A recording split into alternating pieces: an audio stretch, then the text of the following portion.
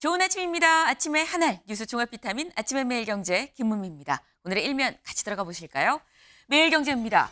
국민연금 장년층 던의 고갈 시점 30년 늦춘다. 이게 무슨 얘기냐? 지금 국민연금 관련해서 이 개혁안이 대충 청사진이 좀 그려지고 있는 것 같습니다. 요길 좀 보겠습니다. 대통령실 고위 관계자는 기금 고갈 속도를 유의미하게 늦춰 지속 가능성을 확보하면서 세대 간 형평성까지 높이는 방안이 필요하다라고 얘기를 하면서 연령대별 차등 보험료율을 놓고 다양한 시뮬레이션을 하고 있다라고 전했다라는 겁니다. 네. 요 내용, 청년층 부담을 일단 줄여주고 소득 대체율은 하지만 40%까지 좀 유지를 하겠다. 그리고 기초연금 인상도 검토한다라는 얘기예요. 일단 이 상황을 보면 뭔가 좀 합리적인 아닌 것 같다라는 생각이 들긴 드는데 관건은 지금 세대별로 어디는 많이 내고 어디는 적게 내는 이런 상황이 되는 거죠. 그럼 많이 내는 세대층은 왜 우리만 많이 내? 라고 거부할 가능성도 없지 않습니다. 때문에 많이 내는 세대가 어딘지 또 얼마나 많이 내는 건지가 진짜 관건이 되지 않겠냐라는 생각이 좀 드네요. 근데 이번에 정부가 그리고 있는 이 국민연금 개혁안 이거랑도 좀 연관이 된다고 합니다. 다음 기사 볼까요? 중앙일보입니다. 한 명만 낳아도 더 준다. 저출생 연계 연금 개혁입니다. 지금 저출생 상황 심각하다고 얘기를 하죠. 이거랑 같이 연계를 했다라는 건데요. 여기를 보겠습니다. 첫 자녀 출산 때는 정부가 1년 동안 연금을 대납해 주고요. 군 복무 땐 현재는 6개월만 대납을 해줬는데 이번에는 군 복무하는 기간 내내 지원을 해주겠다. 세대별 보험료율 차등 인상도 같이 담겼다라는 건데 언제 발표가 되느냐? 이르면 이달 말에 얼마 남지 않았죠. 요 내용이 곧 발표가 될 거다라는 겁니다. 지금 국민연금 하루에 1,000억씩 손실이 나고 있다고 하는데 하루가 급하네요. 네, 다음 기사 같이 볼까요? 네, 요거는 요겁니다. 한국일보 정부 따로 광복회 따로 두 쪽 광복절입니다. 네. 어제 저희가 사실 요 비슷한 내용을 말씀드리면서 두 쪽 반쪽 광복절 우려라는 제목을 보여드렸었어요. 근데 이 우려가 사실상 지금 시각으로 거의 현실화된 거 아니겠느냐라는 말씀을 드렸었는데 이번에 그냥 두 쪽 광복절이 현실화된 모습을 사진으로 보여드리고 있습니다. 이쪽은 정부가 주최한 이 광복절 경축식이고요. 이쪽은 이 지금 광복회와 야당 인사들이 참석한 광복절 경축식입니다. 두 쪽이 됐던 어제 광복절 모습. 네. 요 얘기는 저희가 잠시 뒤에 대담으로 얘기를 좀 해볼 텐데 이 두 쪽 난 광복절 경축식 윤 대통령 여기서 통일 독트린을 발표를 했습니다. 광복절에 웬 통일 얘기야 라고 생각하실 수 있는데 다음 기사 볼까요?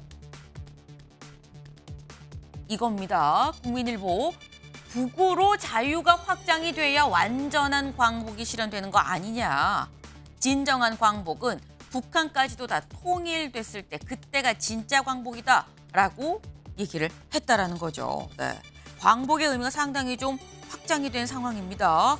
이 얘기까지도 다 같이 잠시 뒤에 대담으로 좀 짚어보겠습니다. 다음 기사 볼까요? 동아일보입니다. 코로나 입원 6주 새 22배로 치료제, 진단키트 풍깁니다. 단순히 걸린 사람만 많아진 게 아니고요. 걸려서 입원한 사람이 입원을 했다는 건 중증이란 얘기인 거죠. 그런데 입원한 사람이 6주 동안 22배가 됐다. 이러다 보니까 치료제, 진단키트가 다 풍기다라는 겁니다. 그럼 걸린 사람은 몇 명이냐? 보겠습니다. 질병청 일주일 동안 17만 명이 확진된 걸로 추산이 된다라고 지금 얘기를 하고 있습니다. 사실 증상이 있어도 검사를 안 한 사람도 있기 때문에 사실상 17만 명보다 더 많으면 많지 적진 않을 거다라는 추측도 사실 가능한데 확진자가 많아도 경증이면 동네 의원에서 충분히 가능하죠. 근데 입원이 느는 건 우려가 될 수밖에 없는 상황입니다. 왜? 지금 현재 의료 공백 상황이 진행이 되고 있기 때문에 더 우려가 되고 있는 거죠. 중증 환자가 늘면 속수무책이 되는 거 아니냐라는 걱정이 나오는 이유입니다. 다음 기사 볼까요? 조선일보입니다. 네. 검찰, 문 전 대통령 부부 계좌 추적. 문재인 전 대통령 부부의 계좌를 검찰이 추적을 하고 있다. 라는 겁니다. 왜 추적을 하느냐. 네. 전 사위가 항공사에 취업한 특혜랑 관련해서 혹시 월급으로 가장한 뇌물 아니야? 라는 걸 조사를 하고 있다라는 겁니다. 아니 근데 이 뭐 뇌물을 받았으면 받은 거지 왜 계좌를 추적해? 라고 생각할 수 있는데 요걸 좀 보겠습니다. 이번 계좌 추적은 문 전 대통령 부부가 딸 다혜 씨 가족의 생활비를 언제부터 얼마나 지원해 왔는지 그리고 죄송합니다. 언제 지원이 끊겼는지 등을 파악하는 게 목적이다라는 겁니다. 네. 근데 지금 이 얘기를 보면 만약에 생활비를 주다가 취직을 시키고 생활비를 안 줬으면 제3자 뇌물이 되는 거 아니겠느냐라는 시각으로 지금 검찰이 보고 있다라는 거죠. 이 얘기도 저희가 잠시 뒤에 대담으로 좀 짚어보겠습니다. 다음 사진 기사 같이 볼까요? 네, 굉장히 많은 사람들이 있습니다. 여기가 어디냐? 어제 광복절이었던 어제 김포공항의 모습입니다. 네. 오늘은 사실 샌드위치 데이죠. 네. 앞뒤 쉬는 날 사이에 낀 출근하는 날 이게 샌드위치 데이입니다. 그러다 보니까 오늘 휴가 내고 어제 짐 싸서 여행 가는 분들 상당히 많았다라는 거죠. 네. 이번 연휴 기간 동안에 제주도를 방문하는 사람들 아마도 22만 명이 넘을 거다라는 전망이 나오고 있네요. 네. 아침에 매일경제 뉴스 종합 비타민. 네. 휴가지에서도 휴가 가지 않고 출근하시는 분들도 TV로 또 유튜브로 함께해 주실 거라고 믿어 의심치 않습니다. 오늘 함께해 주실 분들 소개합니다. 안녕하세요.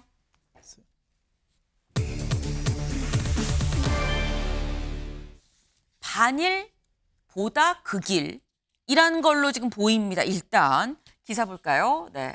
정부 따로, 광복회 야당 따로, 사상 초유, 쪼개진 광복절 경축식입니다. 네. 사상 초유다라는 거죠. 네. 이미 사실 앞에서 다 말씀을 드렸어요. 어제도 말씀드리고 오늘 좀 전에도 말씀을 드리고 정부 따로 하고요. 광복회 따로 했습니다. 이 따로 사상 초유의 광복절 경축식. 정부가 주최한 경축식엔 그럼 누가 왔는가? 영상으로 확인해 볼까요?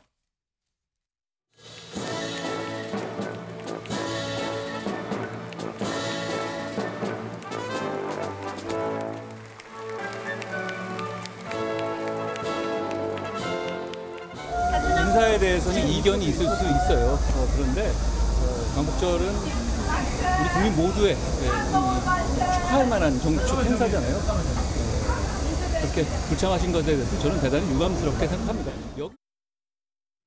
네, 직접 영상으로 확인을 하셨을 거라고 생각을 합니다. 지금 현재 야당이 7개 정당이죠. 그런데 그중에 허은하 개혁신당 대표만 참석을 지금 했습니다. 민주당, 조국혁신당 지금 다 불참한 상태죠.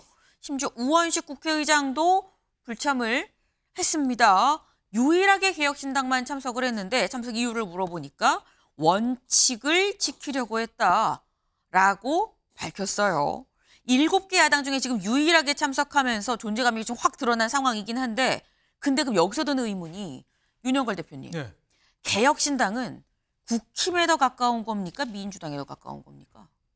뭐 중도 노선이라고 봐야 되는데 네. 저거는 제가 보기엔 참석하는 게 당연한 거 아닌가요? 당연한 거다. 네, 국가적인 행사고 경축일인데 저기에 뭐 개혁신당 대표가 불참할 이유가 없잖아요. 그러니까 있지도 않은 건국절 추진한다고 해서 참여 안 하는 건데 건국절 추진 안 하잖아요. 그리고 또 그 독립기념관장 임명이 뭐 뉴라이트다, 친일이다 뭐 해서 하는데 그건 제가 보기에는 말이 안 된다. 그래서 허은하 개혁신당 대표가 참석하기로 한 건 잘한 거다. 여기서 정말 저는 따끔한 얘기를 좀 하고 싶은데 우원식 국회의장은 그렇게 행동하면 안 됩니다. 네, 국회의장은 의전서열 2위잖아요. 네. 이거 개인적인 의견은 따로 하고 당적을 떠났잖아요, 민주당. 이거는 국가적인 행사에 꼭 참석해서 해야 되는데 원인 제공자인 이종찬 광복 회장은 불문하고 또 우원식 그 국회의장은 거기서 참석을 해서 국가적인 행사 축하를 해줘야 되는데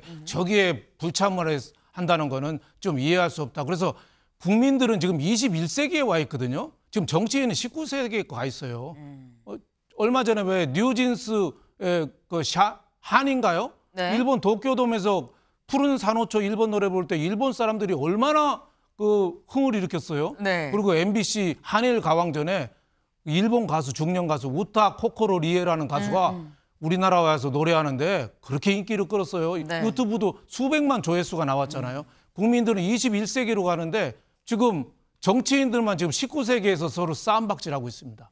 네, 참 안타깝게 짝이 없는 대목입니다. 네. 지금 요 말씀을 꼭 드려야겠다라고 말씀하면서 우원식 국회의장은 여야가 없는 의장인데 불참하는 게 맞느냐. 당연히 참석을 했어야 된다라고 말씀을 하셨어요. 임세윤 위원님 어떻게 보십니까? 그러니까 그동안 이제 보수 집권을 하든 진보가 집권을 하든 이 광복절 행사는 어떻게 보면 독립 정신을 의미를 기리고 함께하는 통합의 장이었단 말입니다. 네. 근데 이번에 사실 쪼개졌다 하기에는 전 쪼개진 게 아니라 그냥 다시 역사의 의미를 되새김하는 새로 만드는 그 기념식이 따로 있었다라고 생각을 합니다. 사실 이 윤석열 정권 들어와서 기존에 갖고 있었던 역사적인 인식이 매우 부적절하거나 왜곡된 것들이 굉장히 많았습니다. 우리 살펴보시면 아시겠지만 홍범도 장군 관련단 그 외에 이제 독립영웅들의 흉상을 치운다던가 그리고 이미 대법원 판례가 나왔던 강제징용 문제를 굳이 정부가 나서서 안 하겠다 일본의 이야기를 하는 등등의 여러 가지 역사적으로 이해할 수 없는 왜곡된 역사 인식을 갖고 있었어요. 그런데 이번에 독립기념관 관장에 대한 인사는 그야말로 그 역사 왜곡의 정점에 이르렀다라고 생각이 듭니다. 오죽하면 이종찬 광복회장은 예전에 윤석열 대통령 후보 시절에 지지 선언까지 했었습니다. 네. 그만큼 보수 인사고 윤석열 대통령 아버님과 굉장히 또 가까운 관계를 알고 있어요. 오죽하면은 저렇게 거부까지 하셨냐, 저 보수 인사가. 그러니까 그만큼 지금 독립 영웅에 대한 독립 운동에 대한 의미가 전혀 이 정부에서는 확인될 수 없었기 때문에 아무리 국회의장이 기계적인 중립을 지켜서도 도저히 참석을 할 수가 없었던 거 아니겠습니까? 특히나 이번 광복절 그 대통령 연사에서 말씀에서는 이 독립에 대한 의미는 찾을 수가 없었습니다. 그만큼 왜곡된 역사 인식을 갖고 있었기 때문에 네. 불참할 수밖에 없는 충분한 이유가 있었다. 저는 그렇게 보고 있습니다. 네. 지금 이게 뭐 두 쪽으로 쪼개졌다, 따로따로 했다라고 얘기를 하지만 이게 두 쪽으로 쪼개진 게 아니다. 기존에 있었던 게 상황이 지금 여기를 참석할 수 없는 정도의 상황이었기 때문에 우리가 아예 그냥 새로 하나 만든 거다라고 말씀을 지금 하셨어요. 불참할 만한 충분한 사유가 됐다라는 말씀이셨는데 일단 현재 정부가 주최한 어제 광복절 경축식에서는 허은하 개혁신당 대표만 참석을 했죠. 근데 참석해서 윤 대통령한테 이렇게 얘기를 했다고 합니다. 들어보시죠. 마지막에 윤석열 대통령 뵙고 제가 말씀을 좀 드렸습니다. 눈높이에 맞는 인사 그리고 제발 소통하셔야 됩니다. 라는 말씀을 드렸는데요. 제 목소리를 들으셨길 바랍니다. 원칙을 지키고 소신을 지키기 위해 이 자리에 나왔습니다. 저희 당대표로서 저희 개혁신당의 입장은 광복절을 경축합니다. 다만 이렇게 쪼개진 이 부분에 대해서는 윤석열 대통령의 책임이 크다. 네. 지금 허은하 대표 내가 직접 국민 눈높이를 좀 맞는 인사를 해야 되고 소통을 하셔야 됩니다라고 얘기를 하죠. 근데 내가 그 얘기를 하니까 대통령 표정이 금세 어두워지는 게 느껴졌다라고 또 덧붙이기도 했어요. 네. 근데 지금 결국 참석 경축은 하긴 하지만 광복절은 이 기쁜 마음으로 오기 맞지만 하지만 쓴소리는 해야겠다라는 지금 그런 상황인 건데 지금 그렇다고 한다면 신지호 의원님 여당 입장에선 허 대표가 온 게 나은 겁니까? 안 온 게 나은 겁니까? 그거야 뭐 본인들의 자유니까요. 선택의 자유가 있으니까 그래도 이런 행사라면 오는 게 정상적인 정치인이라고 봐야 되겠죠. 근데 네. 저 말하는 내용에 대해서는 전혀 뭐 잘못된 얘기를 하고 있는 것 같아요. 그리고 아까 그 자막에 나오는데 대통령을 향해서 이 모든 뭐의 원흉이다. 이런 표현까지 막말을 저렇게 막 내뱉고 있잖아요. 그러니까 개혁신당이 존재감을 어떻게든지 과시하고 싶어가지고 저렇게 자극적인 용어를 쓰는 게 아닌가 싶은데 그리고 이 두동강난 8.15의 책임이 윤 대통령에게 있다. 저는 이게 네. 이종찬발 두동강, 이종찬발 분열이라고 봅니다. 문재인 정권 때 김원웅이라고 하는 굉장히 한쪽으로 치우친 인사가 광복회장을 했는데 네. 그때도 야당이었던 지금 저희 당은 8.15 경축식에 이런 식으로 거부하지 않았습니다. 그리고 지금 이종찬 회장은요, 없는 거를 있다라고 주장하는 게 날조 아닙니까? 건국절 재정 움직임이 전혀 없었는데 날조로 만들어낸 유령과 싸우고 있고요. 두 번째는요, 이 자기 조상을 부정하고 있어요. 1948년에 우리 대한민국 정부가 수립될 때 네. 초대 부통령이 이시영 선생인데 이종찬 회장의 작은 할아버지예요. 근데 이 첫 번째 8.15 기념식이 언제 열렸느냐? 1949년 8.15 때 열렸어요. 네. 그때는 이름이 뭐냐면요. 독립 1주년 기념식이었어요. 1948년 8.15를 독립이자 건국으로 인식한 거죠. 그다음에 이종찬 회장이 김대중 정권의 초대 국정원장 아닙니까? 네. 그전에는 전두환 550대 신군부 그쪽하고 같이 하다가 나중에 김대중 정권으로 가서 초대 국정원장을 하는데 1998년 네. 8.15 김대중 정권 때입니다. 기념 주화까지 발행을 하거든요. 대한민국 50년이라고 써 있습니다. 건국 50주년 행사를 김대중 정권 때 그렇게 한 겁니다. 핵심 실세인 국정원장이었어요. 그러니까 자기 조상 부정 또 자기 부정 말도 안 되는 앞뒤 안 맞는 저런 횡보를 하면서 이토록 중요한 국가적 경축일을 저런 식으로 두 동강 낸 거에는 분명한 응분의 책임, 역사적 평가가 따를 것이라고 봅니다. 네. 지금 이종찬 광복회장이 자기 부정이고 역사 부정이고 가족 부정이다라고 좀 말씀을 하셨는데 최창렬 교수님 어떻게 보십니까? 간단하게 그렇게 말할 건 아니라고 봐요. 이 문제는 상당히 맥락이 깁니다. 이거를 단순하게 김영석 관장 관점에서 볼 건 아닌 거고 이종찬 회장 개인에 대한 비난은 별로 의미가 없는 것 같아요. 지금 약간의 저는 뭐 무리가 있을 수 있다고 봅니다. 그리고 어쨌든 외형적으로 외관에서 말이죠. 경축식이 따로 열린 거에 분명히 문제가 있어요. 이 문제를 누가 책임이 있다고 얘기하는 의미가 없어요. 우리가 왜 자꾸만 때만 되면 잊을만 하면 자꾸 이런 얘기가 나오는 걸 바라볼 필요가 있어요. 지금 김영석 독립기념관장 이외에 네. 역사재단들이 있어요. 국가가 관여하는 국가 산하라고 볼 수도 있고 네. 여기에 보면 누가 봐도 뭐 전체적인 경향성으로 볼 때 이른바 뉴라이트라고 하는 뉴라이트 얘기도 굉장히 복잡한 얘기이기 때문에 여기서 쉽게 할 수 있는 얘기는 아닙니다. 아무튼 간에 일반적인 국민들의 보편적인 정서나 역사 인식과 좀 괴리가 있는 그런 인사들이 많이 된 게 사실이에요. 근데 그런 게 좀 쌓여 있는 하나의 반영이었다고 봅니다. 이거는 우원식 국회의장이 뭐 거기를 갔으니까 안 갔으니까 문제가 있다 없다 이런 건 본질의 문제가 아니고 뭐 정치권에서 공부할 수 있죠. 지금 보면 말이죠. 뭐 이른바 반일 정족주의 얘기 많이 나왔었죠. 반일 정족주의라는 거는 이분들이 반일 정족주의자라는 게 아니라 반일 정족주의를 쓴 공동 저자가 많이 포함되어 있어요. 제가 말씀드린 그 역사 관련 단체 장들이 네. 말이고 최근에 다 임명된 분들이에요. 그러니까 그런 부분들에 대한 그 이종찬 회장의 광복 회장의 생각이 분노가 폭발한 거라고 좀 봐요. 그리고 일리가 있어요. 단지 지금 우리 신지호 의원께서 지적하신 독립건국인데 독립과 건국을 동시하면 안 되는 것이고 굳이 제가 지적을 한다고 옆에 계시지만 그리고 대한민국 50주년이라고 할 수 있는 건데 대한민국 건국 50주년이라는 안 했다고요.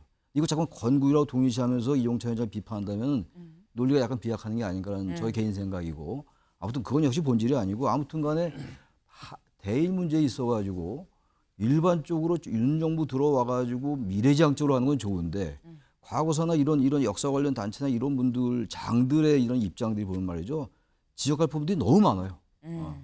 시간이 없어서 제가 이 정도까지만 하겠습니다. 네.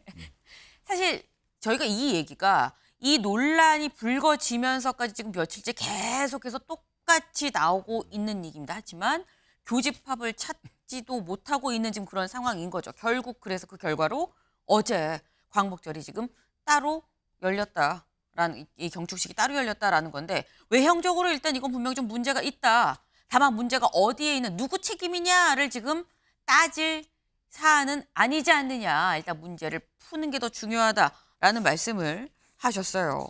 일단 허은하 개혁신당 대표가 어제 유일하게 참석을 했는데 악수하면서 좀 쓴소리를 했죠. 경청하십시오. 국민 눈높이 생각하십시오. 라고 얘기를 했는데 요 상황 요 때랑 좀 비슷한데 라는 생각 안 하시나요? 네.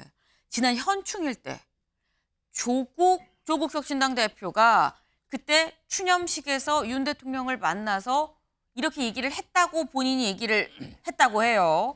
민심을 받드십시오라고 말을 조국 대표가 했고 윤 대통령이 별말 없이 움찔한 것 같다는 조국 대표의 전언이 또 있었다. 있다라고 조국혁신당에서 당시에 그때 이 알림 문자, 뭐 보도자료 공지를 통해서 이 말을 했었습니다. 윤 대통령 입장에서는 사실 이게 뭐 광복절 경축식 상황도 상황인데 이게 지금 반복이 되고 있는 상황이거든요. 윤 대표님. 네. 지금 윤 대통령 입장에서는 약간 악수를 하면서 약간 트라우마 아닌 트라우마가 생길 것 같기도 하고요. 어떻게 보십니까? 저는 뭐 좀 소영웅주의 아닌가 생각이 돼요. 뭐 현충일 추념식이면 네. 거기서 인사하면 끝나지. 거기서 뭐 민심을 받으십시오. 뭐 이렇게 얘기할 필요까지 있느냐. 그리고 광복절 행사에 가서 또 민심을 받으십시오. 또 허은하 대표가 얘기하고 네. 또 얘기하고 끝난 게 아니라 자기가 또 얘기했다고 또 자랑해요. 기자들 앞에서. 그러니까 돌출 행동으로 자기 있는 존재감을 부각시키기 위한 거 아닌가. 뭐 이런 생각이 들어서 저거는 정치인으로서 여러 가지 통로가 많은데도 불구하고 소영웅주의에 불과하다 이런 말씀을 드리고 싶고 그런 면에서도 있지만은 또 하나 윤 대통령 입장에서는 또 좀 새겨봐야 될 얘기도 있는 거 아닌가 이런 생각이 들어요. 뭐 여러 가지 좀 수렴해서 의견 수렴이나 기자회견이라든지 이런 거 별로 안 했잖아요. 네. 그리고 경로 화를 많이 낸다 이런 얘기가 자꾸 나오니까 좀 귀를 담아서 민심을 좀 들어야 된다 이런 얘기를 해주고 싶고 또 하나는 지금도 자꾸 뺄셈 정치 얘기가 나오잖아요. 처음에 안철수 인수위원장 그랬죠. 지금 네. 한동훈 대표하고도 한참 등 돌렸죠. 또 계속 뭐 여러 사람들 지금 광복회장도 그렇죠. 또 해병대하고도 그렇죠. 어떻게 보면 지금 정권에 가장 힘이 돼야 될 사람들이 하나하나 네. 지금 뺄셈 떨어져 나가고 있어요. 이런 점은 제가 보기엔 광복회는 이번에 이종찬 회장이 잘못한 건 분명해요. 하지만은 좀 설득할 거는 정부 책임 아니에요, 그게? 그래서 월급 주는 거 아니에요? 여당 저 공무원들한테 청와대 근무하는 사람한테도 월급 주는 거 아니에요? 왜 네. 그런 설득을 제대로 안 했느냐? 이런 면에서는 윤 대통령도 좀 귀 기울여야 된다 이런 말씀을 드리고 싶습니다. 네. 지금 윤영걸 대표님 뭐 좋게 말씀하시긴 했지만 신조 의원님 네. 결론은 그 말씀 아닙니까 지금? 왜 월급값을 못하는 겁니까? 약간 뭐 이런 취지의 말씀이셨어요. 그러니까 다 안고 포용해야 되는 거 아니냐? 뭐 제가 며칠 전에 그 작년 8.15 때 있었던 그 에피소드를 제가 공개를 했는데 네. 요번에 보니까 이제 이종찬 회장께서 너무 나갔어요. 너무 나가. 작년에도 뭐 여러 가지 문제가 있었지만 나름대로 다 봉합이 돼서 무탈하게 8.15 경축식이 진행이 됐는데 요번에는요. 두 가지 저기가 주장이 다 근거도 없고 앞뒤가 안 맞는 얘기입니다. 그 건국절을 핑계로 해서 했다라는 거. 그다음에 본인이 추천한 인사가 독립기념관장으로 임명이 안 됐다 해서 이런 식으로 목리 부리듯이 국가적 경사를 이렇게 두 동강 내는 거에 대해서는요. 그다음에 어느 정도 이제 말에 그 한계가 있어야 되는데 용산 대통령실에 일제히 밀정이 있다. 뭐 거기까지 그렇게 극언을 서슴지 않고요. 근데 본인이야말로 아까 조상 부정, 자기 부정, 자기가 몸담았던 김대중 정권 부정 뒤죽박죽이에 본인이 걸어온 길을 보면은 그렇게 누구를 향해서 탓하고 이렇게 재단할 정도의 분은 아니라고 봅니다. 그래서 대통령실에서 노력이 부족했다 그런 측면이 있다라는 건 일부 인정하지만 이종찬 회장이라는 분이 너무 나갔다. 레드라인을 이미 넘어가 버렸다 하는 말씀을 드립니다. 아까 분명히 최창열 교수님이 이게 누가 더 잘못했는지를 따질 게 아니다라고 말씀을 하셨습니다만 결국은 누가 더 잘못했냐의 얘기로 지금 계속 흘러가고 있네요. 네, 일단 저희가 지금 본 거는 어제 정부가 주최했던 광복절 경축식에 누가 왔고 누가 오지 않았느냐였습니다. 근데 두 개가 따로 열렸다고 말씀을 드렸죠. 그럼 광복회가 주최한 이 경축식에는 누가 왔느냐? 누가 왔는지 같이 볼까요? 네, 바로 저기입니다. 여기가 어디냐? 백범 김구 기념관이에요. 여기엔 지금 보시면 네, 박찬대 원내대표도 있고요. 그 옆에 네. 조국 대표도 지금 참석을 했고요. 그러니까 지금 야당 인사들이 뭐 거의 다 참석을 지금 했다. 지금 뭐 김두관 후보도 지금 보이는 그런 상황입니다. 지금 이 야당 인사들은 정부 주최가 아니라 광복회 주최로 하는 이 경축식에 가서 다 참석을 했더라라는 겁니다. 이렇게 앞에 쭉 야당 인사들이, 야당 주요 인사들이 앉아 있는 상태에서 앞에 나와서 이종찬 광복회장은 이런 얘기를 했다는 거죠. 다음 기사 볼까요? 해방의 날 극한 대립 이종찬 건국절 들먹이며 보수를 참칭하고 있다라는 얘기를 했습니다. 직접 들어보시죠. 안타깝게도 독립운동을 폄훼하고 건국절을 들먹이는 이들이 보수를 참칭하고 있습니다. 보수의 진정한 출발은 진실된 역사에 굳건히 발 딛고 있는 일입니다. 역사는 통합과 미래로 나아가는 동력이 되어야 합니다.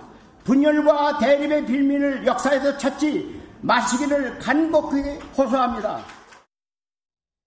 네, 지금 이종찬 광복회장 얘기를 들어보면 최창일 교수님, 그럼 김영석 독립기념관장을 비롯해서 같은 시각 정부에 지금 주최한 경축식에 참여한 우리가 아닌 생각을 달리하는 저쪽 사람들은 다 참칭하는 사람들이다라고 얘기를 하고 있는 겁니까? 저 말은 저 자체, 그래서 제가 아까 잠깐 말씀드렸지만 좀 말 하나하나를 따지면 한이 없는 것 같고 네. 저 말은 제가 봐도 조금 무리하게 들려요.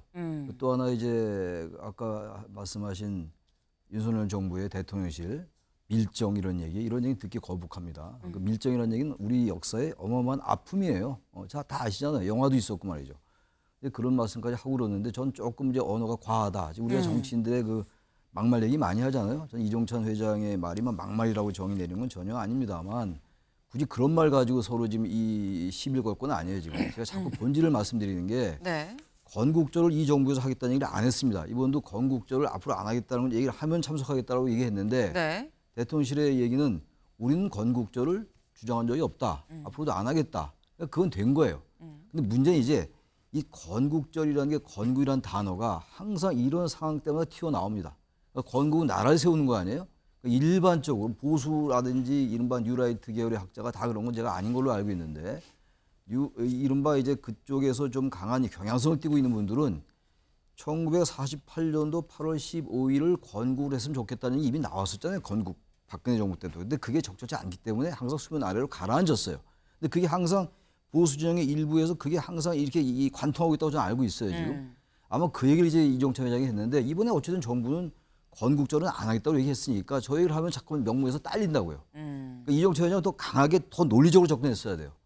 김영석 관장이 얘기했던 게 1948년도 이전에는 나라가 없었기 때문에 1948년도 이전은 광복된 게 아니다라는 말도 했고 또 그리고 일제 강점기 기간에는 일본 국적을 갖고 있었다. 나라 이렇기 때문에 이런 말 할 수 없는 말입니다. 어떤 사람들은 그게 왜 틀리냐 말을 따지는데 그럼 단어를 쓰지 말아야 돼요. 일본 국적이었다 우리는 인정할 수 있나요? 그 일본의 지배받아 우리는 박탈당한 거예요. 그렇게 표현을 해야 되는 것이 같은 말을 하더라도 과학적으로 사회과학적으로 해야죠. 역사 의식을 가지고 얘기를 해야죠. 그때가 일본 국적이었다. 어떻게 그런 사람을 독립기념관장으로 합니까? 그리고 또 하나 얘기가 이게 첫 그거 뭡니까? 취임 언행 첫 얘기가 억울하게 친일파로 매도된 분들이 있어서는 안 된다. 이건 말은 맞지만 이건 뭐 여러 사람은 인식한다고 해석될 수 있는 거 아니겠어요? 이러면서 이제 이종찬 회장의 그 생각이 폭발한 건데 그러나 저렇게 말을 저렇게 쓰면 다른 자신이 주장하고자 하는 본질적인 놓쳐버릴 수 있죠. 그건 좀 유감스럽게 생각합니다. 전 저 얘기는 안 하는 게 좋았을 뻔했다. 네. 이종찬 광복회장의 얘기에 나는 공감은 하지만 발언 자체는 저렇게 표현을 하는 거는 좀 부적절했다라고 지금 말씀을 하셨는데 근데 이종찬 광복회장이 광복회 주최 경축식에서 지금 뭐 보수를 참칭하는 세력들이 있다라고 지금 얘기를 한 거죠. 그럼 정부가 주최한 경축식에서 윤 대통령은 뭐라고 얘기를 했느냐 들어보시죠. 지금 가짜뉴스는 하나의 대규모 산업이 됐습니다. 사이비 지식인들은 가짜뉴스를 상품으로 포장하여 유통하며 기득권 이익 집단을 형성하고 있습니다. 이들이 바로 우리의 앞날을 가로막는 반자유 세력, 반통일 세력입니다. 네. 지금 윤 대통령은 가짜 뉴스를 파는 선동가들이 있다라고 지금 얘기를 했습니다. 근데 그러면 신지호 의원님. 네. 정부가 건국절 지금 추진하려는 거 아니야? 건국 시점 이렇게 하려는 거 아니야? 지금 그렇게 의혹의 시선을 보내는 사람들은 가짜 뉴스를 파는 선동가들이라고 지금 윤 대통령은 보고 있는 겁니다. 그런 맥락으로 읽혀지죠. 아까 제가 없는 거를 있다라고 주장한 걸 날조라고 했잖아요. 네. 그러니까 건국절 제정 이런 거 전혀 없었어요. 그런데 이종찬 회장도 누구보다도 그걸 잘 알 거예요. 예, 근데 저렇게 주장하고 또 가짜 뉴스를 파는 거죠. 가짜 뉴스를 파는 거고 또 정부를 향해서 저렇게까지 얘기하고 그다음에 조국당 대표 조국 대표가 뭐라고 그랬습니까? 윤 대통령을 가리켜서 조선 총독부의 제 10대 총독이다. 이 정도까지 가면 갈 때까지 다 간 거 아닙니까? 그 모든 거의 원인 제공을 지금 이종찬 회장이 한 거기 때문에 이런 비극은 여기서 좀 끝나야 되지 않을까 하는 생각이 듭니다. 네. 지금 사실 양쪽의 이 극한 대립이 좀처럼 이게 공통점 지금 얘기가 좀 잘 돼서 교집합을 찾을 수 있을까라는 생각이 전혀 들지 않고 있는 그런 상황입니다. 윤 대통령도 지금 가짜 뉴스를 파는 선동가들이란 얘기까지도 지금 했고요. 네. 근데 경축사에 사실 이 상황은 앞으로 쭉 계속 이어질 것 같긴 한데 경축사에 이것만 얘기한 게 아니라 이 얘기도 했습니다. 무슨 얘기를 했는지 직접 들어보시죠. 남북대화는 보여주기식 정치 이벤트가 아니라 우리 국민과 북한 주민이 평화 보장과 생활 개선 등을 논의하는 실질적인 자리가 되어야 합니다. 저는 오늘 남북 당국 간 실무 차원의 대화 협의체 설치를 제안합니다. 여기에서 긴장 완화를 포함해 경제협력, 인적 왕래, 문화 교류, 재난과 기후변화 대응에 이르기까지 어떠한 문제도 다룰 것입니다. 네, 윤 대통령 사실 경축식 기념사에서 뭐라고 이래 8.15 통일 독트린을 발표를 했습니다. 이 얘기는 광복 개념을 통일까지 좀 확장을 해서 지금 봐야 된다. 그래야 통일까지 돼야 진정한 광복이다라는 얘기인 건데 임세훈 의원님 어떻게 보셨습니까? 저는 어제 이제 들으면서 네. 과연 저게 광복절 축사가 맞나? 연사가 맞나? 도대체 그 광복에 대한 의미는 어디 갔을까가 매우 궁금했습니다. 그러니까 말씀 뭐 하신 거 틀린 얘기는 없어요. 그런데 광복절은 굉장히 중요한 국가 행사고 뭐 저도 청와대에 있었지만 굉장한 그 대통령의 메시지가 정제돼서 광복에 대한 의미와 독립운동에 대한 여러 가지 그 기리는 말이 나와야 되는 겁니다. 그런데 그런 얘기가 없어요. 독립의 의미에 대한 독립운동의 의미에 대한 얘기는 전혀 온데간데 없고 갑자기 무슨 뭐 틀린 얘기는 없어요. 뭐 북한에 네. 대한 이야기나 뭐 통일에 대한 이야기 맞아요. 그런데 저 얘기가 저 때 나오는가 타이밍이라는 게 있는 거야. TPO라는 게 있는 건데 네. 과연 저런 얘기가 맞나? 근데 나중에는요 저 이야기를 떠나서 무슨 뭐 혼재되어 있습니다. 메시지가. 뭐 저는 그래서 8.15다운 경축사가 전혀 아니었다라는 의미가 듭니다. 나중에 무슨 AI 나오고 무슨 직업 창출 얘기 나오고 무슨 저는요 이 메시지 누가 써줬는지 모르겠지만요 연설비서관 잘라야 됩니다. 아니 무슨 경축사에 대한 의미가 다 분명히 있는 거예요 메시지마다. 그래서 6.25 경축사는 6.25대로 이 의미가 있는 것이고 광복절은 광복절대로 의미가 있는 것이고 그래서 대통령의 메시지를 조금 정제될 필요가 있다. 그리고 독립운동에 대한 의미를 좀 더 기리셔야 네. 대통령다운 메시지다. 저는 그렇게 판단하고 있습니다. 네. 지금 되게 급진적으로 연설비서관한테 좀 문책을 해야 된다라는 취지까지도 말씀을 하셨어요. 윤영걸 대표님. 네. 어떻게 들으셨습니까? 이거 지금 이게 8.15 이 광복절 경축사가 맞는지 모르겠다 말씀하셨거든요. 어제 뭐 자유를 50번 얘기하고 통일을 36번 얘기했어요. 네. 저는 경축사로서 뭐가 부족한 게 있죠? 네. 북한 주민의 변화. 지금 김정은이가 수해가 났는데 그 현장 가서 한국식 용어를 써요. 어르신, 그 TV 이런 말을 써요. 걔들은 주민들이 그 말 쓰면은 잡아가거든요. 네네. 그러니까 북한 주민들을 좀 변화시키는 움직임이 상당히 어떻게 보면 가시화되고 있는 거예요. 그래서 어제 통일 비전, 뭐 통일 추진 전략, 통일 추진 방안 여러 가지 얘기했잖아요. 그러니까 우리가 미래로 가야 될 길을 얘기한 거다. 다만 이제 확실하게 좀 낚싯대에 미끼가 좀 있었으면은 김정은 북한이 볼 때 뭔가 물을 수도 있는데 네. 낚싯대에 미끼가 없다. 이런 점은 조금 뭐 하지만은 네. 지금 미끼를 던질 때가 아니잖아요. 북한이 지금 거의 이국가 체제로 따로따로 가자고 하고 저렇게 적대적인 행동을 하는 이 차원에서 네. 섣부르게 뭘 지원하다든지 제한을 할 수가 없는 형편이잖아요. 그래서 우리가 미래, 자유, 통일 그렇게 좀 청사진 같지만은 비전을 얘기한 거는 뭐 잘한 거라 이렇게 보고 또 하나는 저 과거 문재인 대통령 때는 경축사를 8.15 경축사를 일본에 대한 증오가 넘쳤어요.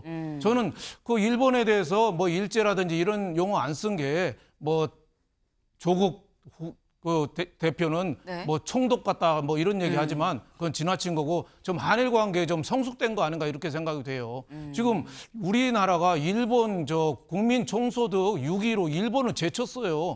여러 분야에서 지금 일본하고 각축하고 있는데 많은 부분 조금만 몇 년만 더 있으면 일본 완전히 뒤집을 거예요. 네. 예? 제가 신문 기자할 때 산업자원부 제대할 때 제일 중요한 정책이 뭐냐면 수입선 다변화 정책. 하도 일본제가 안 들어오면은 경제가 안 돌아가니까 어떻게 보면 일본 수입을 좀 하지 말게 하자. 네. 수입선 다변화 정책이 굉장히 중요한 정책이었어요. 근데 지금 수출 이런 규모에서 지금 일본을 거의 육박하잖아요. 네. 이런 데 우리가 콤플렉스에서 저 일본에 대해서 할 필요 없다. 그런 얘기 있잖아요. 용서하되 잊지는 말자. 독일도 그렇고 이스라엘도 그렇고 프랑스, 독일 그렇게 싸워도 그렇고 네. 다 그렇잖아요. 우리도 좀 미래를 향하여서 어제 청사진을 제시했다는 데서 저는 윤 대통령 경축사는 의미가 있다 이렇게 보고 있습니다. 네. 임세은 의원님은 아니 광복의 의미랑 독립운동을 기리는 내용이 없지 않았느냐. 일본 얘기도 안 나오고. 근데 일본을 굳이 언급할 필요가 없는 거 아니냐 지금의 상황에선 말씀을 하셨어요. 실제로 어제 윤 대통령의 경축사 일본 딱 2번 나왔습니다. 언제 나왔는지 들어보시죠. 작년 우리의 1인당 국민소득은 처음으로 일본을 넘어섰고 2026년 4만 달러를 내다보고 있습니다. 올해 상반기 한국과 일본의 수출 격차는 역대 최저인 35억 달러를 기록했습니다. 네. 지금 말씀하신 것처럼 어떤 일본과 우리나라의 어떤 경제 상황을 같이 비교해서 우리가 일본에 딱히 뒤지지 않아라는 취지의 얘기를 하면서만 딱 2번 언급이 됐습니다. 그래서 오늘 국민일보는 이렇게 썼어요. 자유 50번, 통일 36번 언급. 2년 반일보다 실용 극일에 방점이 있다라고 썼습니다. 반일을 넘어선 극일이다라는 거. 최창일 교수님 어떻게 보십니까? 우선 야당에 대한 지적 하나 하고 넘어갈게요. 야당에 대한 네, 지적. 박찬대 원내대표가 네. 며칠 된 걸로 제가 봤는데 기사에서 친일 매국 정권이다. 그런 말하면 안 됩니다. 야당이 이걸 지적하려면 정확하게 학문적인 레벨에서 지적해 나가야 돼요. 아무리 네. 정치를 하더라도. 네. 자꾸만 친일 매국노라고 얘기하고 또 조국 대표도 이렇게 얘기하면 안 돼요. 대통령에 대해서 조선총독부 대표도 아까 어떤 분이 말씀 그렇게 얘기하면 안 되는 겁니다. 그렇게 얘기하다 보니까 자꾸 명분을 줘요. 왜냐하면 야당의 지적에 상당히 저 일리가 있다고 보는데 역사에 대한 인식이. 자꾸만 뭐 친일 매국노 정권이다, 조선총독부 총독 같다 이런 얘기를 하니까 이걸 가지고 공격받아 마땅하죠. 이런 얘기 안 했으면 좋겠다는 거 하나 지적하고 또 하나 아까 일본 얘기 독일 같은 경우는 말이죠. 그 얼마나 그 홀로코스트 몇백만을 죽였어요. 독일은 BMW 회사가 보면 지금은 반성에 그게 있어요. 일반 사기업인데도. 독일과 일본은 비교가 안 되는 나라예요, 지금. 일본에서 우리가 지적해야 된다는 얘기 제가 드리는 겁니다. 적어도 경축사에서 일본에 대한 메시지 있어야 돼요. 이게 뭐 일본에 대해서 과도하게 비난하라는 얘기가 절대로 아니라 미래지향적 관계로 가더라도 말이죠. 네. 과거에 대한 정확한 평가와 성찰을 요구하면서 그래야 용서할 수 있고 화해할 수 있는 겁니다. 그러지 않고 자꾸 묻고 넘어가니까 자꾸 이런 지적들이 나오는 거거든요. 저는 여러 가지 잘했다고 봐요. 단지 대북 정책 이 제안에 있어서 좀 공허한 건 있어요. 공허한 건 이건 방법론의 차이니까.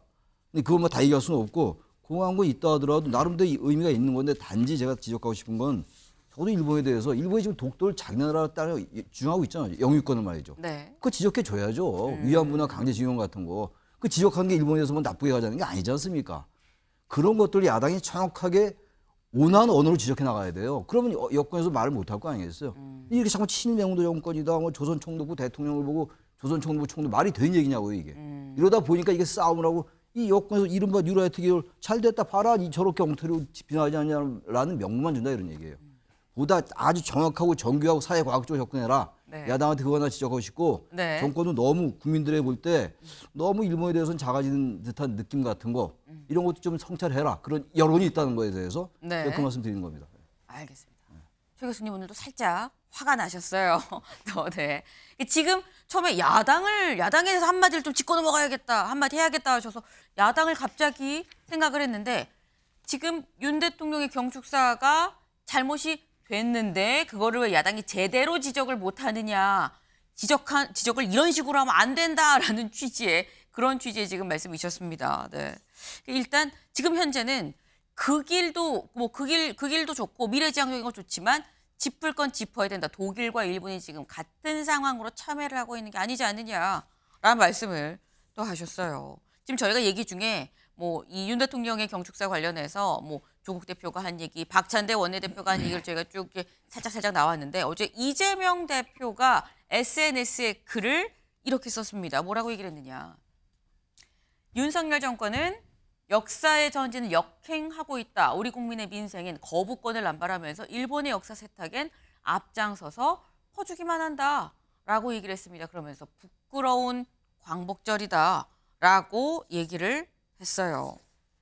근데 이재명 대표 지금 민생은 거부권을 남발하면서 역사 세탁은 앞장서서 퍼주기만 한다라고 얘기를 했는데 사실 이재명 대표가 어제 만약에 정말 작심을 했었더라면 경축식에 광복회가 하는 경축식에 직접 가서 얘기를 할 수도 있지 않았을까라는 생각이 드는데 임세윤 의원님.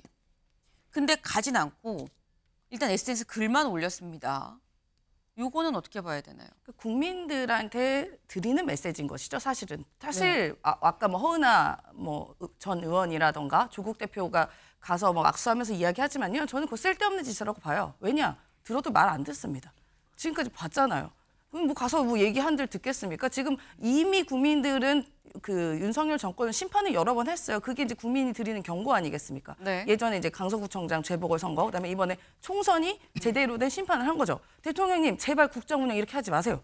국정운영 기조 바꾸세요라고 국민이 외치고 있는데도 그 이후에 사실 총선 이후에 더 역행하지 않습니까? 국민이 하지 말라는 일 계속하고 있잖아요. 그래서 이제 이재명 대표가 저 얘기를 한 것은 이제 그 이번에 광복절에 대해서 그 여러 가지 국민들이 실망하고 그 역사에 대한 폄훼에 대해서 안타까워 있는 것을 대신해서 이야기해 준 겁니다. 전 국민들한테 드린 메시지지 아무리 대통령께 얘기해봤자 소용없는 거 알고 계실 거예요. 그래서 저는 국민께 드린 메시지라 생각하고 지금 아까 뭐 자유, 뭐 통일 계속 이야기를 하셨는데 광복절 메시지에 다만 또 분명한 것은 무엇이냐면 국민과 자꾸 싸우자고 이야기를 하시는 거거든요.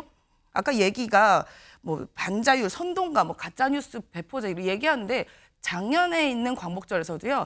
야당과 비판자에 대해서 뭐 반국가 세력인 이렇게 폄훼를 했어요. 그렇게 싸우자고 달겨들고 있는 대통령께 무슨 이야기를 하겠습니까? 이번 광복절에도 역시나 본인을 비판하는 세력들, 본인을 비판하는 사람들에 대해서 굉장히 강렬하게 그 반대의 표시, 매우 그 날선 이야기 메시지를 내보냈었습니다. 그러니까 광복절에 들어가지 말아야 될 여러 가지 메시지가 종합적으로 된 게 이번 경축사인 것 같습니다. 신지아 의원님. 네. 지금 말씀은 대통령이 먼저 통합이 아니라 선을 긋는 이 메시지를 내놓은 거 아니냐라는 취지거든요. 그렇죠. 뭐 지금 우리 정치가 이제 이 모양 이 꼴이 된 거예요. 그러니까 보고 싶은 것만 보고 주장하고 싶은 것만 주장하고 근데 이재명 대표가 저렇게 얘기하는 건 뭐 당연히 뭐 저런 얘기 나올 거라고 봤는데 지금 우리 8월이요. 작년에 그 후쿠시마 그 오염 처리에서 방류한 지 딱 1년이 되는 때입니다. 지금 아무런 문제도 발견된 게 없습니다. 아무런 문제. 과거에 2008년에 미국산 쇠고기 먹으면 뇌성성 구멍 탁한다. 그때하고 비슷한 현상이 지금 나타나고 있습니다. 성주 참외, 사드 전자파 참외 먹으면 큰일 난다. 다 아무것도 없는 걸로 나타났죠. 이렇습니다. 근데 이재명 대표는 그 후쿠시마 오염 처리수를 뭐라고 그랬지? 핵폐수라고 불렀어요. 핵폐수. 어마어마한. 근데 아무런 문제가 없고 그거 뭐 한다고요. 지금 1조 5천억 원의 국민 혈사가 거기 투입이 됐습니다. 이 민주당이 여기에 대해서 뭐 한마디 지금 얘기하고 있습니까? 그러니까 반일을 하는 것도 뭐 자유라고 봐요.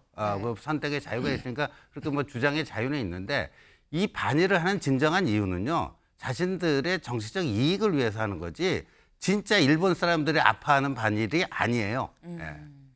알겠습니다. 짧게. 저는 이재명 대표가 어제 그 광복절 기념식에 참석 안 한 거는 잘못된 거라고 봅니다. 본인은 뭐 전당대회 준비에 바쁘다고 했지만은 전당대회 준비 별로 안 바쁩니다. 지금 뭐 90% 다 되니까 벌써 확정이 된 거나 비슷해요. 다만 이제 왜 안 갔냐? 중도를 택한 거죠. 여기 가기도 효창구장 가기도 그렇고 또 세종문화회관 가기도 그렇고 중도에서 양쪽 표심을 얻자 이건데 제가 보기에는 그거 잘못된 거예요. 이 중용이라는 거는 극단적일 때 중간에 서 있지 않은 게 아니라 결심을 하는 거예요. 만용하고 비겁한 거 사이에 용기를 택하는 게 중용이에요. 저는 이재명 대표가 정말 용기 있는 사람이었으면 어제 세종문화회관 갔어야 된다고 봅니다. 네. 이재명 대표가 참석하지 않은 건 그 자체로 일단 좀 잘못이다라는 취지의 말씀을 또 주셨습니다. 네. 지금 저희 이 스튜디오에 나오신 네 분의 얘기를 들어봐도 극과 극을 지금 저기 달리고 있어요. 얘기가 모아지질 않습니다. 네. 오늘도 아마 이 얘기가 계속 이어지지 않을까 싶네요. 다음 키워드 가보겠습니다. 연쇄 살인자입니다. 무시무시한 얘기인데 이게 왜 나왔는지 같이 볼까요? 전현희의 법적 대응 검토, 막말 송석준 제명 맞불입니다. 네. 지난 14일 법사위에서 나왔던 얘기들인 거죠. 네. 이 전현희 의원, 김건희 여사에 대해서 살인자다라는 얘기를 했어요. 여기에 대해서 송석준 의원이 이게 무슨 말이냐, 그런 말 할 수 있는 거냐, 본인은 책임 없냐 라는 취지로 또 맞대응을 했습니다. 이런 얘기들 속에 결국 송석준 의원 제명 맞불 상황까지 갔다라는 건데 영상 보고 얘기 이어가 볼까요? 억울하게 죽은 건익이 국장의 죽음에 지상을 밝히자는 겁니다. 죽음에 여기 책임 있으니까 입 다물고 가만히 계세요. 어떻게 그런 말을 해요, 의원님? 잠시 정리합시다. 잠깐 조용히 하세요. 잠깐 조용히 하세요. 본인은 이런 말을 할 자격이 없어요. 가능하면은 거기는 정부가 아니고 잠깐 조용히 하세요. 하더라도 책면 줄 아세요. 건익을 살인자. 건익이 직원들 한번 만나서 물어보세요. 책면 줄 아세요. 소관이 누구 때문에 더 많이 했는지. 책면 줄 아세요. 거기는 아닙니다, 저는. 국장을 죽인 거예요. 의원의 발언과 전현희 의원의 발언을 굳이 평가해서 비교하고 싶지는 않습니다만 전현희 의원이 제명당해야 한다면 송석준 의원도 함께 제명되는 것이 합당하지 않은가, 그런 차원에서 제명을 추진한다는 말씀드립니다. 저희가 앞에서 두 쪽 광복절 얘기를 하고 이번에는 또 의원 제명 얘기를 해야 되는 상황입니다. 지금 이게 최창일 교수님, 지금 나온 이런 제명 얘기들을 저희가 좀 진지하게 볼 수 있는 겁니까? 국회를 해소하든지 진짜 그래야 될 것 같아. 진짜 저게 무슨 국회입니까?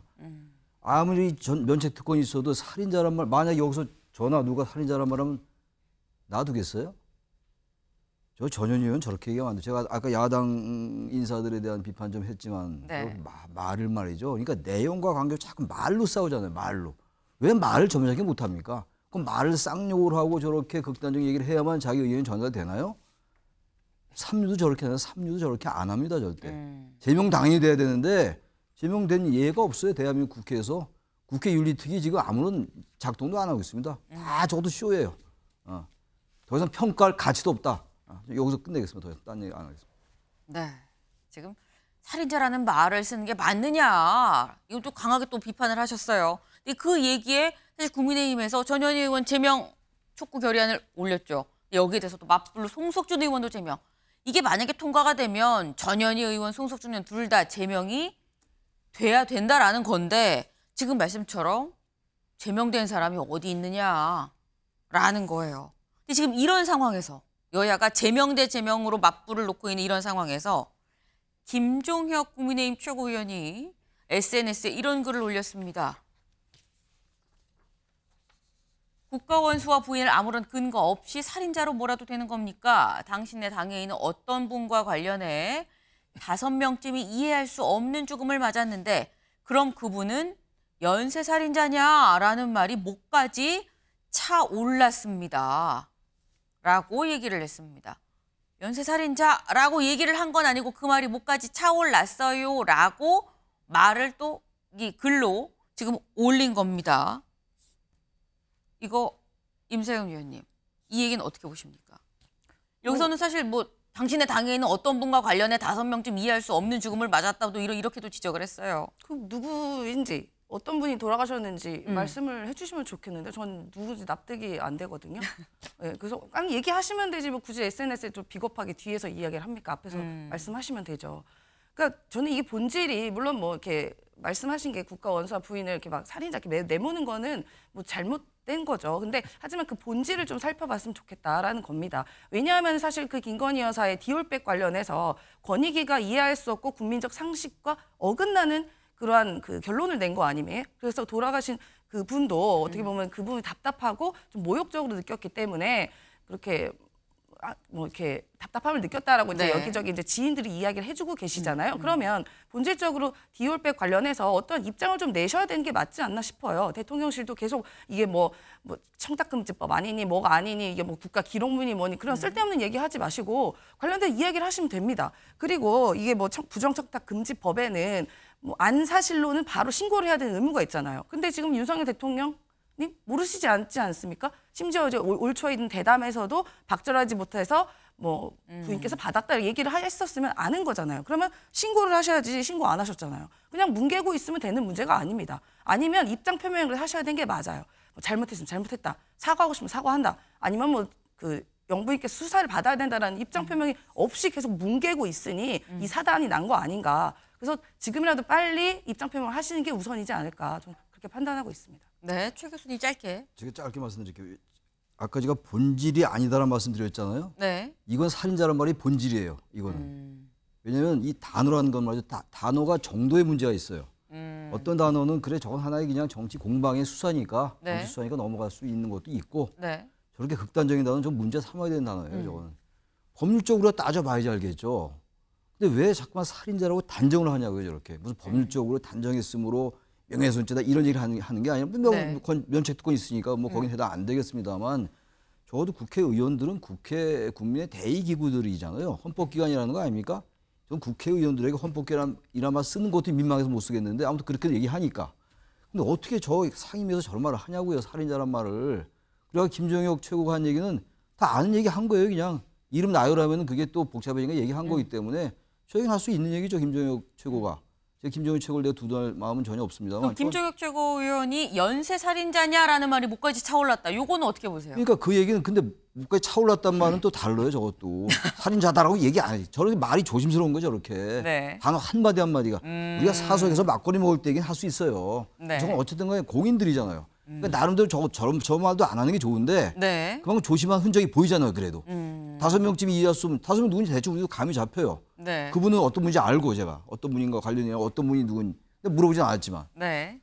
저는 그래서 말을 제가 이건 딴 얘기 본질 얘기 안 하고 이거는 말을 조심을 해야 돼요. 왜 살인자란 말을 이런 말 씁니까? 그러니까 이게 또 여야가 이걸로 또 싸우잖아요. 이 사람들이 싸울 거 찾고 있는데 싸울 걸 제공해요 스스로들. 그래야 국회의원 세비 받는 게 덜 미안해서 그런 건지 도대체가 2017년도에 프랑스가 말이야 좌우가 완전히 깨졌어요. 그거 아시죠? 2017년도 프랑스 총선. 네. 좌 박살나고 우도 완전히 작살났었어요. 네. 중도연합이 완전히 앞서간 적이 있습니다. 대한민국 국회도 그러지 아무도 할 수 없습니다. 이렇게 좌우 모두 이렇게 국민들의 그 강성지층에 기대어가지고 말이죠. 이게 언제까지 가느냐 천만에 그렇지 않습니다. 제가 또 말씀드리지만 대한민국은 만만한 나라가 아닙니다. 네. 알겠습니다. 짧게 말씀을 하시던 거 했는데 네. 프랑스 선거 얘기까지 나왔어요. 일단은 부적절한데 발언을 세게 하는 것도 어떤 수위에 따라서 이게 본질인지 아닌지를 볼 수 있는 건데 이거는 발언 자체가 본질로 볼만하다라는 또 다른 입장을 또 견지를 또 하셨어요. 네. 이 상황에 대해서 지금 이 상황 지금 전현희 의원의 그 발언이 부적절하다. 아니다. 본질을 봐야 된다라고 말씀하셨는데 관련해서 한동훈 국민의힘 대표는 이렇게 얘기를 했습니다. 들어보시죠. 살인자 발언으로 국민의힘에서 제명안도 제출하고 했는데 혹시 이해되나요? 그런 발언이 상식적이지 않고 아무리 정치인이라 하더라도 그런 발언을 하는 것에 공감하실 분들은 국민들이 많지 않으실 겁니다. 거기에 대해서 당 차원에서 필요한 조치를 한 것이다 이렇게 생각합니다. 네. 전현희 의원의 말이 부적절했다라고 얘기를 했습니다. 사실 한동훈 대표가 윤석열 대통령과 약간 좀 긴장 관계가 계속 있었죠. 왜냐하면 김경수 전 지사 복권 문제를 두고도 약간 좀 결이 다른데 이런 얘기가 있었습니다. 그런데 지금 하는 건 무슨 얘기냐. 여기 중앙일보 제목을 좀 보겠습니다. 김경수 복권 때 갈등 겪던 여권 전현희 막말에 뭉쳤다. 여권이 친윤 친한 없이 이 사건으로 오히려 뭉쳤다라고 얘기를 해요. 윤영걸 대표님. 네. 뭉쳤다고 보십니까? 저는 뭐 상당한 그 동력이 원인 제공했다 이렇게 봐요. 지금 동력이 생겼다. 국민의힘이 108명이잖아요. 108 번내 뿔뿔이 갈라져서 네. 당정 갈등도 많이 하고 했는데 저 말은 제가 보기엔 너무 심했죠.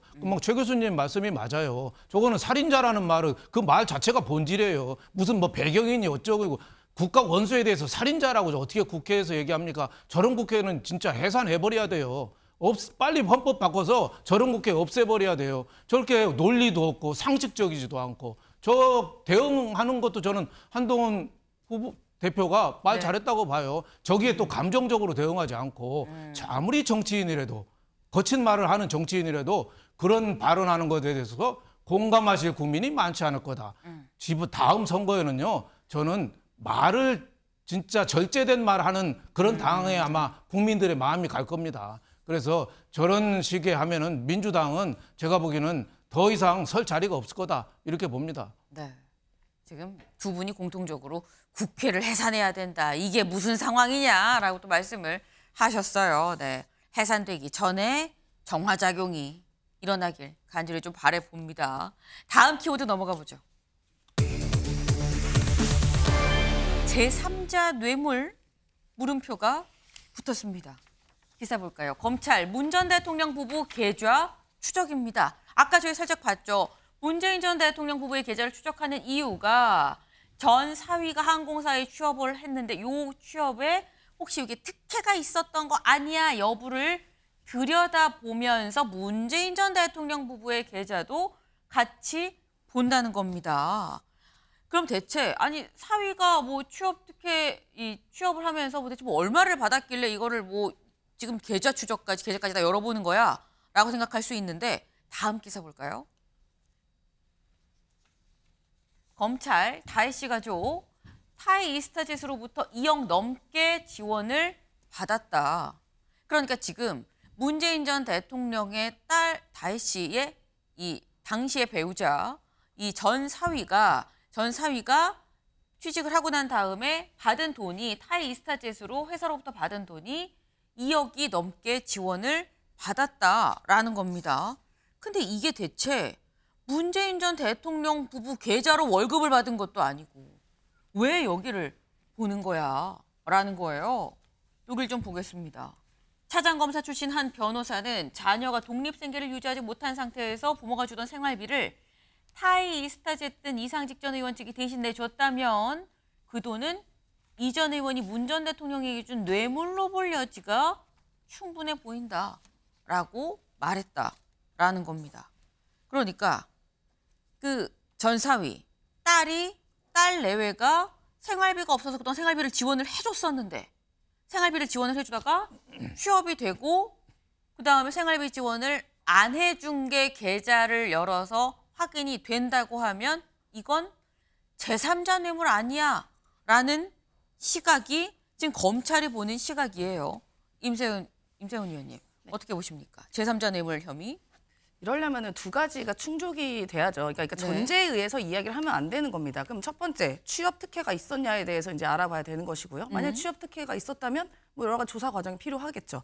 두 번째는 만약에 내줬다면인데 그 내줬던 근거를 줘야 되는 거 아니에요? 그런데 지금 명백하게 그 회사로부터 월급을 받는 겁니다. 이제 월급 받은 거 갖고 뭐라고 하면 그건 뭐 일하지 말라는 얘기인지 모르겠어요. 그러니까 이 두 가지 전제가 월급을 받기 전에는 생활비를 주었는데 월급을 받으니까 안 줬다 뭐 이런 얘기 같아요. 그렇죠. 뭐 예를 들어서 뭐 저도 돈 안 벌면 부모님한테 손 벌릴 수도 있는 거고 여러 가지 뭐 가정이 있다 하더라도 그러니까 부모님으로서 자녀가 생계 유지 못하면은 지원을 해줄 수도 있는 거잖아요. 그런데 이제 취업을 했으니까 더 이상 지원이 필요 없으니 그러니까 한 거고 그렇다면은 예를 들어 저 말이 사실이려면 취업을 했는데 일을 안 하고 출퇴근 안 하고 그냥 돈 받았다면 그게 성립이 되겠지만 명백하게 출퇴근해서 일을 한 걸로 알고 있거든요. 네. 그래서 저는 이 두 가지 전제가 충족되지 않았기 때문에 했다면 가정에서 이야기하는 건 불필요한 이야기일 것 같습니다. 네. 신지아 의원님. 네. 아니 자녀가 벌이가 없어서 생활비를 지원을 해주다가 벌이가 생겨서 월급이 들어왔으니까 생활비 지원을 더 이상 안 해줄 수 있는 거 아니냐. 이게 뭐가 문제냐라는 말씀이에요. 근데 문재인 대통령 사위였던 서모 씨가 그 게임 업체 종사자고 항공을 이 관련된 경력이 없었다. 1도 없었어요. 그런 분이 타이 이스타젯의 넘버 2로 전무이사인가요? 뭐 이렇게 채용이 됩니다. 채용이 되고 저렇게 이제 2억 원 정도를 이제 그 회사로부터 받았다는 거 아닙니까? 그렇다면 저분이 항공사 근무 경력이 전혀 없는 분이 거기 가서 뭐 제대로 일을 했겠습니까? 예. 그래서 저 얘기가 나오는 거고, 그렇다면은 거기에 타이 이스타젯의 전무이사로 취직을 안 했다면은 계속 문재인 대통령 부부 계좌에서 딸 생활비 지원이 나가지 않았겠느냐, 그런 얘기죠. 그러니까 네. 저거는 이제 법리적으로 뇌물이 성립될 여지가 있다, 뭐 그런 주장들이 나올 수밖에 없는 상황인 것 같습니다. 공통적으로 하시는 말씀이 어쨌거나 이게 성립이 그러려면 특혜 채용이다라는 게 전제가 돼야 된다라는 말씀이 사실 공통적으로 사실 다 얘기가 지금 들어 있어요. 근데 여기서 또 드는 의문이 이겁니다. 지금 이게 제3자 뇌물로 해서 그렇게 해서 이 생활비를 지원하던 거를 안 하게 됐으면 그만큼의 경제적인 이득으로 뇌물을 받은 거 아니냐라는 시각으로 본다는 얘기는 임세은 위원님. 말씀처럼 그 전제가 됐었던 특혜 채용 부분이 어느 정도 확인이 검찰이 됐으니까 거기에 더 나가서 이 사안까지 열어보는 거 아니야? 라는 생각을 할 수도 있는 거거든요. 그러니까 이미 이 문제가요. 문재인 대통령 시절부터 얘기가 계속 있었어요. 그래서 그때도 뭐 이런저런 말들이 있었지만 사실 증빙된 게 하나도 없었거든요. 그래서 지금 윤석열 정권 들어서도 그 전사위죠. 지금은 좀 헤어지셨기 때문에 그 전사위에 대한 수사가 계속적으로 이루어지고 있다. 계속 뭐 소환한다. 이런 얘기가 계속 있었어요. 네. 그 분이 지금 서울중앙지검 가신 분 아닙니까? 전주지검 계셨다가. 그분이었고 지금 뭐 경력 없는 분이 갔다고 그러는데 경력 없는 분 상관없는데 제일 간 게 윤석열 정권에서 이루어진 일들이에요. 예를 들면 지금 전사위 분이 가서 일도 안 하고 그냥 가서 뭐 이른바 농땡이 치다가 월급만 받았으면 문제가 됐겠지만 실제로 태국으로 가서 일을 근무를 안 하다가. 하셨습니다. 네, 네. 그렇다면. 예를 들면은 곽상도 뭐 전 의원 아드님이라던가 뭐 박영수 특검님 따님처럼 퇴직금 50억 받고 회사에서 막 7억 원 가량에 받고 이런 게 문제가 되면 문제가 됐지 가서 근무하신 분에 대해서 이게 특혜니 뭐니 이야기하는 것은 좀 어폐가 있다 좀 그렇게 생각하고 있습니다. 네. 이게 뭐 하루 이틀 된 의혹도 아니고 언제적 거를 또 꺼내드냐 뭐 이런 취지의 또 말씀이셨어요. 네. 지금 어쨌거나 문재인 전 대통령 부부에 대해서도 다시 한번 요 사안으로 또 검찰 조사가 다시 들어가고 있다라는 겁니다. 지금 이 사안이 쉽게 말해서 중진공 이사장 인사, 그러니까 이 중소벤처기업진흥공단 이사장으로 이상직 전 의원을 이 문재인 전 대통령이 앉혀준 거 아니냐, 그 자리에 앉혀주고 그 대가로 사위를 취직시켜준 거 아니냐, 이 큰 의혹, 요 의혹에서 나오는 약간 세부적인 얘기가 되는 건데 관련해서 임종석 전 실장도 소환 통보를 받았다고 또 얼마 전에 제가 직접 밝혔죠. 네, 네. 내가 이런 문자를 받았다. 안녕하십니까? 전주지검 네 검사예요. 뭐 이쪽에서 연락을 해봤더니 소환 통보였더라라는 겁니다. 지금 관련해서 뭔가 수사가 진행이 뭔가 속도를 내고 있는 것 같다라는 거예요.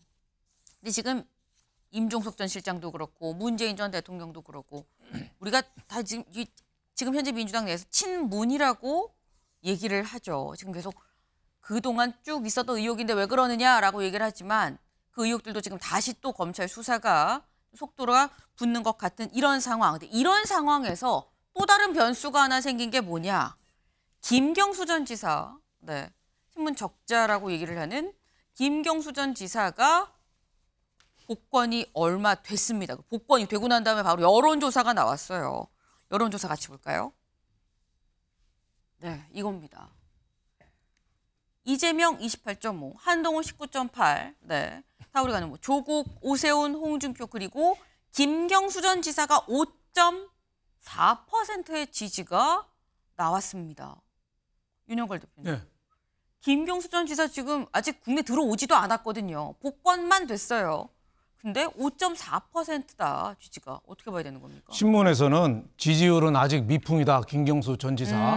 저는 그렇게 안 봅니다. 네. 김경수 전 지사 돌풍 조짐 이렇게 봅니다. 돌풍 조짐이다. 네, 저 여론조사가 네. 사면이 15일 날부터 된 거 아니에요? 근데 13, 14일인가 그때 사면 확정되기 전에 한 거예요. 그때 벌써 5.4%가 나와서 6위를 하고 있다는 거는 상당한 좀 메시지가 있다. 그래서 친문 민주주의 4.0이 요새 모이고 재정비 한다잖아요. 네. 또 PK잖아요. 김경수 전 지사가. 그 융합을 하면은 이재명 1극 체제에 대한 반발이 모여서 저는 돌풍이 될 가능성이 상당히 있다. 이렇게 보고 또 저 여론조사 또 보면은 이재명 대표가 28.5%인데 1등은 1등인데 네. 같은 여론조사 기관에서 지난달에 한 것보다 10포인트 가까이 떨어졌어요.